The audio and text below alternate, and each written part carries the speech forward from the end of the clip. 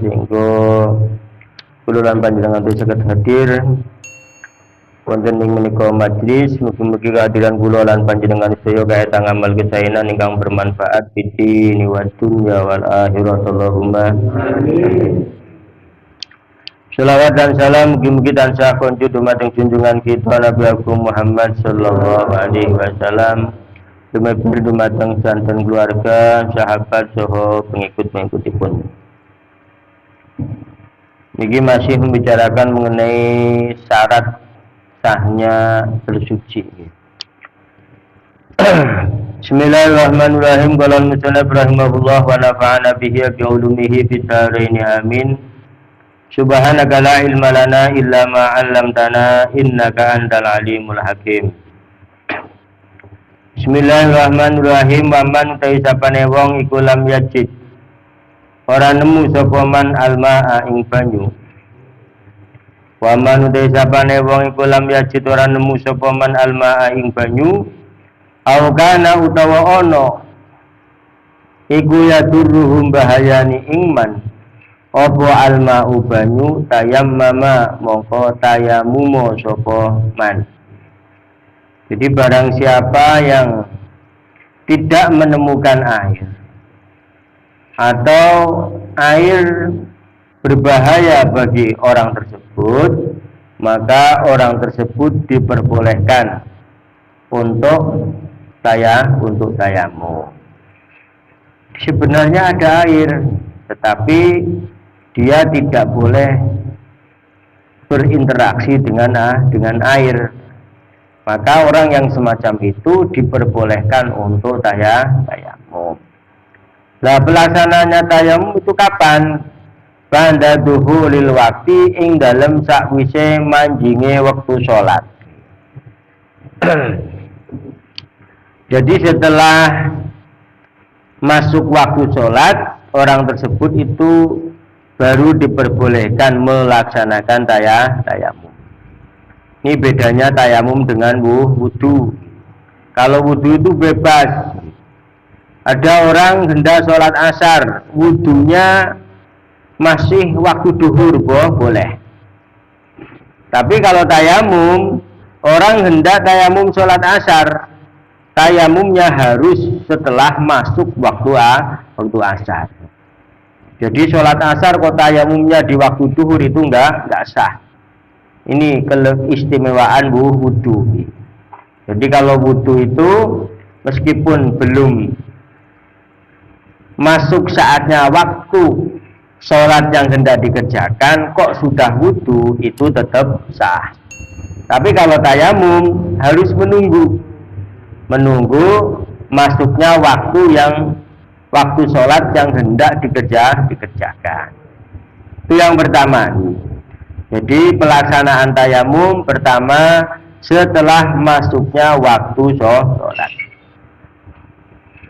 Kemudian yang kedua, wa zawalin najasati lan sakwise ngilangi najis. Dengan arti kalau memang ada air, bagi orang yang kelangkaan air, adanya air kok hanya untuk menghilangkan najis. Untuk menghilangkan najis ada, tapi enggak untuk wudu enggak ada, itu boleh. Jadi pelaksanaan tayamum setelah najisnya dihilangkan terlebih dahulu. Nah, kalau enggak ada air, yang menghilangkannya pakai debu. Jadi menghilangkan najisnya pakai debu, karena enggak ada air. Atau bagi mereka orang-orang yang tidak boleh berinteraksi dengan air, ya hilangkanlah najis tidak menggunakan air, menggunakan debu ataupun benda-benda yang lain yang bisa menghilangkan najis. Ya, ini semisal tisu atau semisal kain. Kemudian di samping itu wa ma'rifatul kiblati lan ing dalem wa ma'rifatil kiblati lan ing dalem sakwise ngawruhi arah kiblat.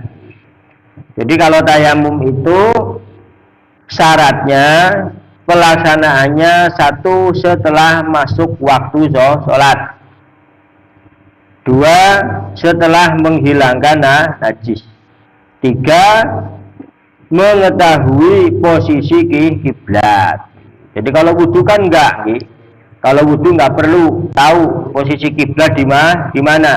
Tapi kalau tayamum harus lebih dahulu tahu posisi kiblat di depan, di belakang ataupun di kanan kiri kita. Nah setelah tahu barulah kita melaksanakan tayamum. Nah, tayamumnya pakai apa? Biturabin kelawan nganggo lebu. Biturabin kelawan nganggo lebu khalisin kang murni. Tohurin kang suci. Nah, tayamumnya itu pakai debu murni, yakni tidak tercampur dengan kapur, tidak tercampur dengan bedak, tidak tercampur dengan tepung ataupun yang sejenisnya. Yakni memang harus murni berupa debu. Kemudian di samping berupa debu murni juga harus merupakan debu-debu yang suci. Artinya tidak terkena kotoran, tidak terkena kencing hewan ataupun manusia, tidak terkena kotoran hewan ataupun manusia. Bukan bekas untuk menghilangkan najis. Di samping itu lahu iku tetep kaduwe turab debu hubarun utawi bedug. Debu yang ada bedugnya. Dengan arti ada debu yang sangat halus, yang mudah beterbangan. Jenenge hubar bedug. Sing biasane nempel nang kaca-kaca niku lho nggih, niku sing apa? Lembut-lembut niku jenenge hubar bedug. Nah, ini debu yang memiliki bedug. Lah oleh tayamum bil wajhi ing dalem raine wal yadaini lan tangan lorone. Yuratibuhuma haleng urut-urutake sapa wong ing wajah lan tangan loro oleh tayamum. Di samping wajah dan juga kedua tangan, caranya adalah bitur bata ini kelawan rong pukulan. Jadi yang pertama untuk membasuh muka, kemudian setelah itu baru membasuh kedua tangan. Bini yatis tiba hati fardhu sholati kelawan niat amrih wenange nglakoni keperduane sholat. Jadi yang tayamum mungkin niatnya kedua niku nggih. Nawaitu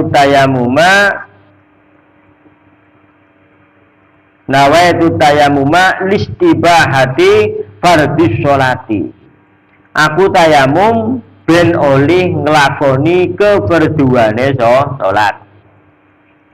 Jadi orang menghilangkan hadas, orang oleh nawaitu tayamuma lirafil hadasil ashori. Mboten kenging. Karena tayamum itu bukan untuk menghilangkan hadas, tapi hanya sebatas sebuah sarana di mana kita akhirnya diperbolehkan melaksanakan sholat. Jadi tayamum itu hanya media pengganti daripada wudu. Wudu itu adalah untuk menghilangkan hadas, tapi kalau tayamum tidak untuk menghilangkan hadas, yakni ben oleh nglakoni sholat. Jadi niat tayamum ben oleh nglakoni sholat. Ngaten niku bisa saged, ora perlu nganggo bahasa Arab. Niat tayamum ben oleh nglakoni fardhune sholat. Bahasa Arab nawaitu tayamuma listibahati fardhu sholati. Oleh niat kapan ma'an nakri bareng-bareng sartane mindah debu. Mindah debu dengan arti debune padane kene, nggih. Dan niki pas ngaten niki di niat nggih. Nawaitu tayamuma listibahati fardhu sholat. Niat tayamum ben oleh nglakoni sholat. Kemudian tekipat narin bokana sing kikile lah. Kemudian nembene di usapna maring wajah. Setelah itu dibuang. Jukut maning nggo tangan. Tangan tengen disit, nah. Buang. Jukut maning nggo tangan kiwe. Caranya seperti itu. Jadi niatnya di saat naklu turab, di saat memindah debu.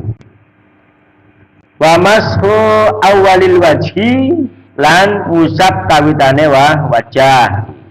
Jadi niatnya itu berlangsung dari memindah debu sampai mengusap permulaan muka. Jadi ados niki ya. Nawaitu tayammuma listibahati fardhi sholati.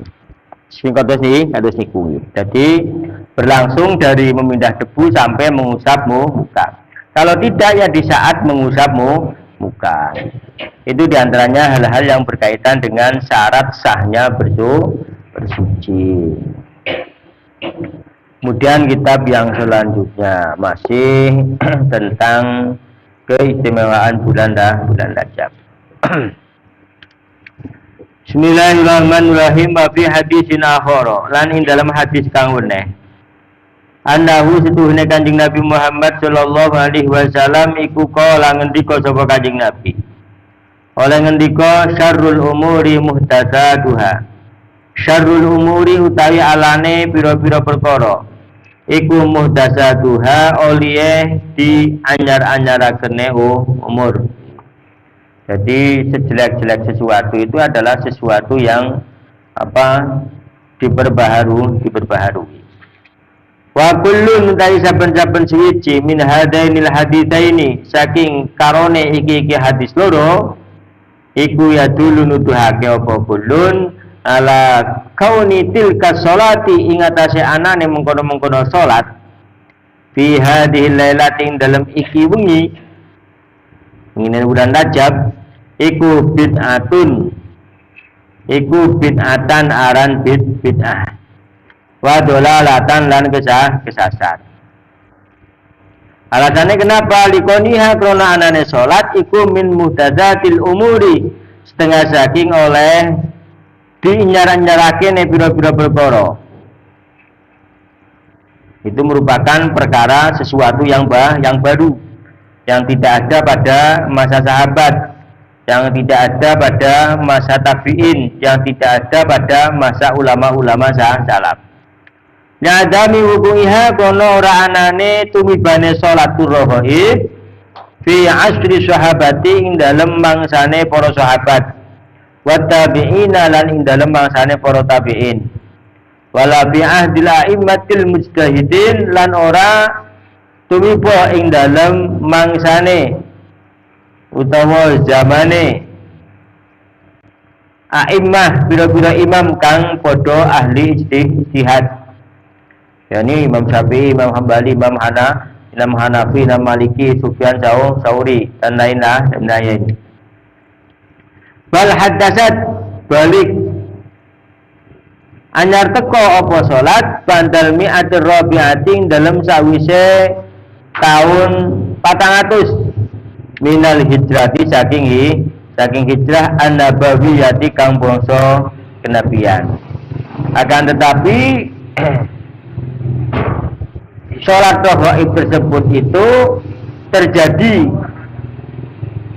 di era